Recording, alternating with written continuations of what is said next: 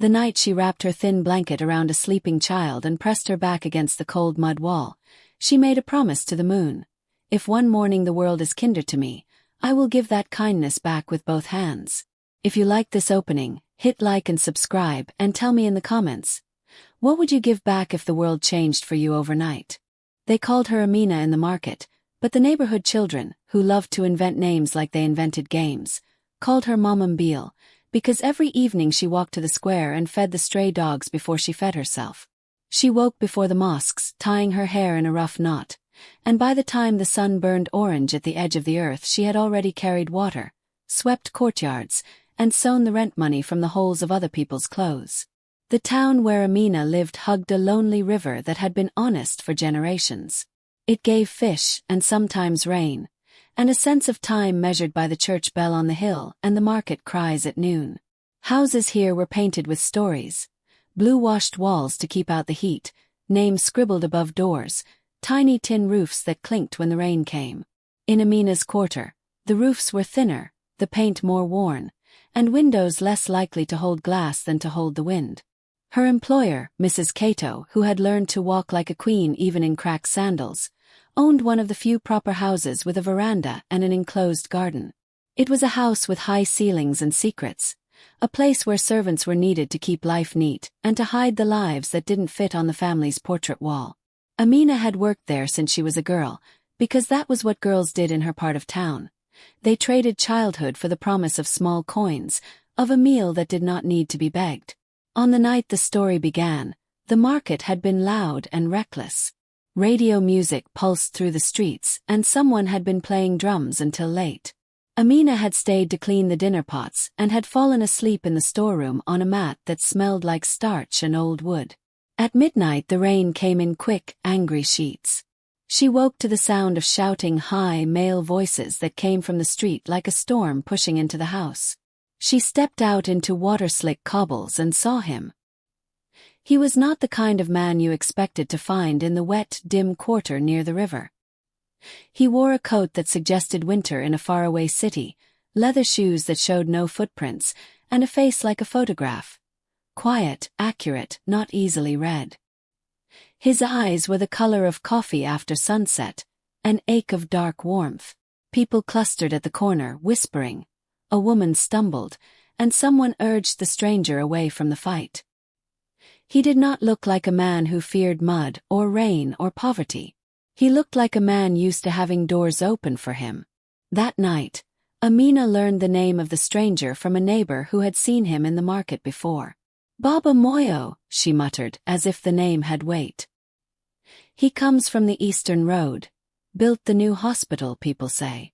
Doesn't stop here. The words were like a rumor passed under breath, but they reached the stranger. His head turned toward the house where Amina worked. For reasons she could not explain, for reasons truth alone rarely offers.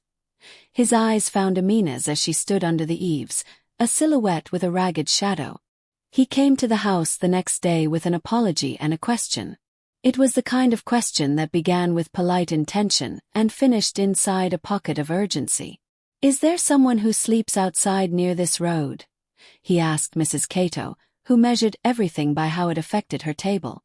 His voice was careful. "A girl. A woman who stays out in the passage."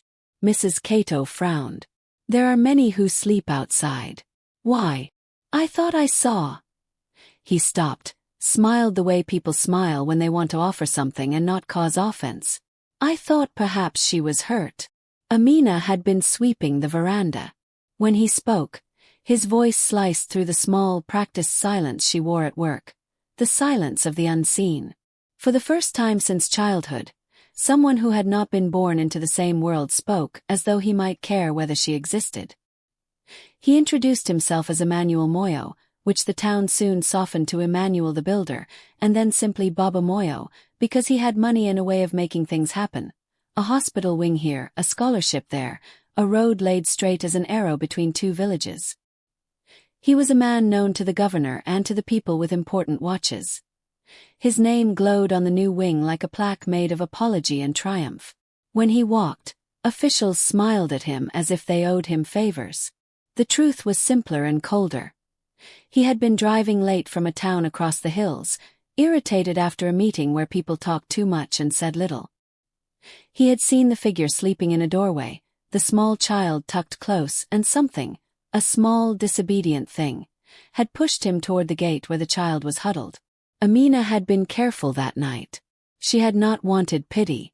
She had learned the taste of pride early, keeping it in the pockets of her skirts like precious coins. Yet when Emmanuel knelt and spoke softly to the child, an old habit unloosed like a stone down a well, she moved closer. "She shivers," Emmanuel said, his hands on the child's shoulders. "She has no blanket."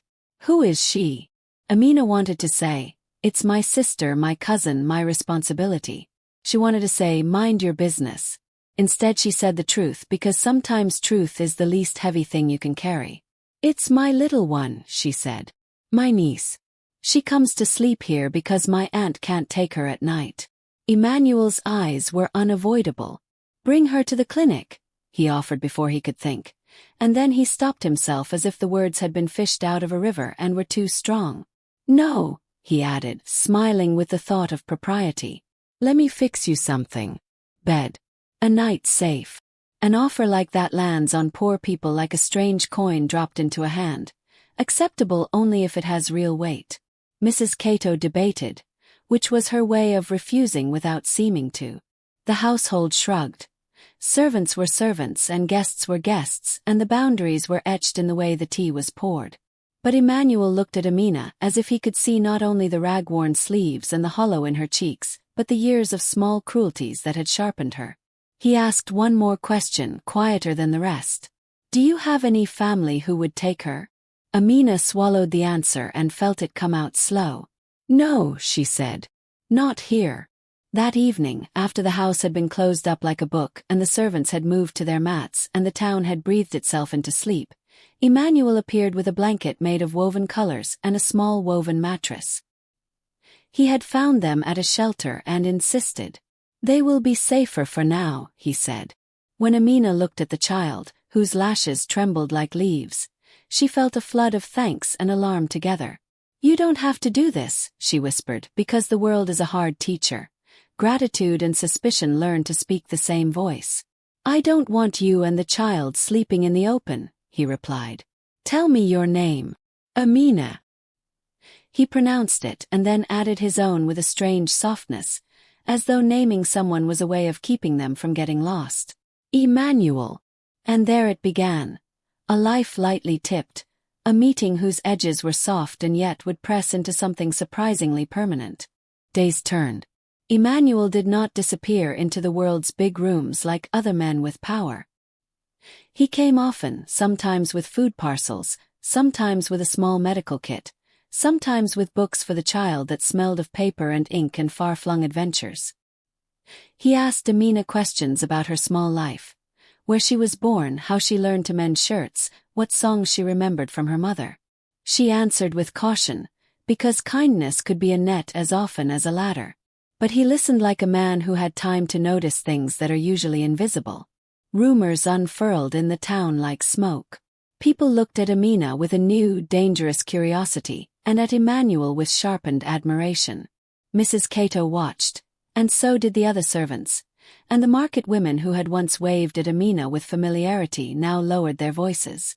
A relationship between a wealthy man and a maid made stories, and stories are dangerous in small places. There were wondering questions whispered in the corners. Was he lonely? Was she clever? Was he doing something that would one day be used to buy forgiveness? The town is a creature that lodges itself around other people's lives and refuses to look away. Emmanuel, for his part, seemed unperturbed by gossip. He invited Amina to the new hospital once, to see the ward his foundation had built. "You should see how people live when they have light at night," he said, knowing the irony that light had never been kind to her. She accepted because there was a curious courage in the idea of walking into a world that did not assume her place. Inside that building, clean, bright, humming with the business of bettering lives, Amina felt the threshold of a life that might not be meant for her. But Emmanuel walked beside her with a steady hand, and his presence made the rooms less foreign. The nurses nodded like people who had rehearsed their manners around wealth. A child leaned in the doorway and waved. The child recognized the warmth, perhaps, that comes when someone simply looks and stays. "Do you regret it?" she asked one evening as they sat under a jacaranda tree that tossed purple confetti onto the ground. The question was blunt, a stone aimed at his honesty. Emmanuel was still for a long moment. "Regret what?" he asked. "Taking me out of the line I was already in. Saving us." He breathed out, and in the soft lamplight his face seemed made of small, private corners. "If kindness is a mistake, it is one I will gladly make several times," he said. He smiled, but it was the kind of smile that carried an unfinished sentence. "I will keep you safe." He did not say more. In the town's language, his kindness read like a promise that might be a bargain. Soon the town had a new story. The stranger had taken the maid and the child under his wing. He had given them a small room on the compound behind his clinic. It was a modest place by the standards of people who build hospitals and have chairs that swivel, but to Amina it felt like a star that had been dropped into her palm. She kept the mattress carefully like a small miracle, and the child, whose name was little Zara, began to sleep through the night without fear of the rain. Amina would sit by the compound wall and listen to sounds she had forgotten existed. The distant hum of a generator, a car door shutting not from necessity but from leisure, voices that carried with the ease of people with choices. The first time Emmanuel offered Amina money to buy proper clothes, she refused with a steadiness she had practiced. "I will earn," she told him. She was not a woman who understood charity easily. But that stubbornness melted when he invited her to learn to read from an old tutor who had volunteered at the hospital. "I want you to have power beyond your hands," he said. "Words make a different kind of work." She learned, clumsy at first, sounding out letters like stones across a river. Emmanuel sat with her sometimes, patient, correcting the way she formed a letter as if the simple act of helping her was the most natural thing in the world. When she began to read recipes and instructions and then stories, real stories, she felt a curiosity that pried open new rooms in her mind. There were small, astonishing domesticities that followed. Emmanuel purchased a second mattress for Zara so they would not have to share in cramped space. He insisted on paying for Amina's medical checkups, and when she laughed at the idea of someone worrying for her in that way, he only raised an eyebrow and said, "What kind of world would let you mend everyone else while pretending you have no breaks?" People watched and whispered. Some suggested he was lonely, some that he was lost in his wealth, some that he had secrets. These were the cloth of the town, suspicion woven into admiration. Amina's friends, the market women who braided hair and wrapped bananas for sale, tried to stay close but came with an awkwardness that seemed to keep them at a polite distance. There was shame in their curiosity. They saw Amina changing into something unfamiliar and had to reconcile it with the Amina who still swept at dawn. Then came the evening that moved the town again. Emmanuel invited Amina to his house. It was not the kind of house she had seen on postcard adverts. It was bigger, yes, and planted with trees that kept certain rooms in shadow. Inside, portraits watched the rooms like ancestors who kept careful tally of who entered. The furniture was arranged with the efficiency of a museum and the warmth of a family that had learned to live with itself. There, at a table laid for two, Emmanuel cleared a place and said simply, "Stay." Amina felt a tremor. The world, so rigid in its expectation, had opened a door wide enough for her to step through. She sat, hands in her lap, the child Zara asleep safely in another room. For the first time she experienced the uncomfortable luxury of being served and not being noticed for services rendered. Emmanuel poured tea with a small ritual that made even tea taste less ordinary. "Why me?" she asked, because people ask such questions when they want the map of mercy, to see where it begins and to whom it is owed. Emmanuel met her gaze, choosing honesty as if it were a tool. "Because when I saw you that night in the doorway, I saw someone who kept light for others even when she had none. I saw someone who believed still. I don't know anything much else. It is not often I know why I do things. But I knew then." Amina had been poor for so long that generosity felt like an examination. She wanted to push back, to test whether this was a game with rules she did not understand. But as she looked at him, she realized that what frightened her more than charity was the possibility of being unmade by it, that she would wake one morning and the world would have decided she was not who she thought she was. "Will you marry me?" Emmanuel asked later without ceremony, in a voice that was not quite a demand nor a plea. The question was not the kind that invited an answer easily. Marriage in their town had the weight of contracts and kin and the prying of many tongues. For Amina it meant a ladder, yes, but also a setting where everything she had been would be scrutinized. It meant she could never again curl up against the wall and forget that she had once been small and visible. She thought of Zara and the nights by the wall. She thought of the promise she had made to the moon. She thought of the way Emmanuel's kindness had arrived like a tide, equal parts mercy and risk. In her chest something shifted, not like a decision but like the gentle settling of a story into its own skin. "Not now," she said finally, the answer safe in its hesitation. "I need time. I need to know if you are not a wind that will change your mind." Emmanuel smiled, and it was a smile that did not retreat. "I can wait."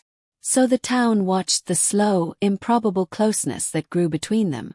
They watched as Amina learned to walk in shoes that did not pinch her heels, as she learned to accept plates of food without scanning the room for who would be left hungry afterwards. They watched the way Emmanuel closed his hands around small things, a child's laugh, a nurse's tired sigh, and tried to make them better. But in the edges of that watching, there were more than curious eyes. There were lines of history that did not only ask questions but kept secrets. There were relatives of Emmanuel who had the same jawline and a different hunger. There were papers and letters stacked in a drawer that might one day be opened. There were whispers of a woman once loved and never forgotten. Until the night when Zara found an old photograph tucked inside a drawer in Emmanuel's house, a photograph that smelled faintly of tobacco and paper, and pressed it into Amina's hands with a kind of childlike courage that breaks adult hearts. In the photograph, a young woman looked back. Her hair braided like the Riverside girls and eyes like Amina's. The caption was a name, elegant and unfamiliar. Amina did not know then that this photograph was the first small hinge that would swing both their lives into a future none of them had planned. She only knew at that moment that the night had begun with a promise to the moon and had bent toward something larger and more dangerous than either of them expected. She held the photograph and felt, for the first time, an old fear loosen like a knot. She whispered to the sleeping house, "If the world is kinder to me, I will give that kindness back." But sometimes kindness has strings. And sometimes the past will not stay sleeping. Part 1 ends here, with Amina clutching a photograph and the low sound of rain against a far window, and with the river outside the town moving like a slow secret toward the sea. If you liked Part 1, press like and subscribe, and drop a comment. What do you think is in Emmanuel's past? In Part 2, the secret in that photograph will start to tell its own story. If you liked Part 1, press like and subscribe, and drop a comment. What do you think is in Emmanuel's past?